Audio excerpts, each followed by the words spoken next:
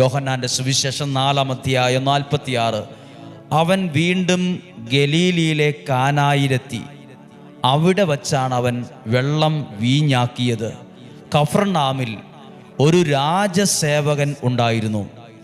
അവൻ്റെ മകൻ രോഗബാധിതനായിരുന്നു. യേശു യൂദയായിൽ നിന്ന് ഗലീലിലേക്ക് വന്ന് കേട്ടപ്പോൾ അവൻ ചെന്ന് തൻ്റെ ആസന്ന മരണനായ മകനെ വന്ന് സുഖപ്പെടുത്തണമെന്ന് അപേക്ഷിച്ചു, പ്രാർത്ഥിച്ചു. യേശുവിൻ്റെ അടുത്തു ചെന്ന് പ്രാർത്ഥിച്ചു. നമ്മളും അങ്ങനെയൊക്കെ തന്നെയാണ്. ഒരു തലമുറയിലേക്ക് അനുഗ്രഹം വരാൻ നമ്മൾ ദൈവസന്നദ്ധിയിൽ വന്ന് മുട്ടുകുത്തി പ്രാർത്ഥിക്കുകയാണ്. പ്രാർത്ഥിച്ചു. ഇനി 49 വാക്യം. അപ്പോൾ ആ രാജസേവകൻ അവനോട് അപേക്ഷിച്ചു, കർത്താവേ, എൻ്റെ മകൻ മരിക്കും മുമ്പ് വരണമേ. യേശു പറഞ്ഞ വാക്ക്, യേശു പറഞ്ഞു,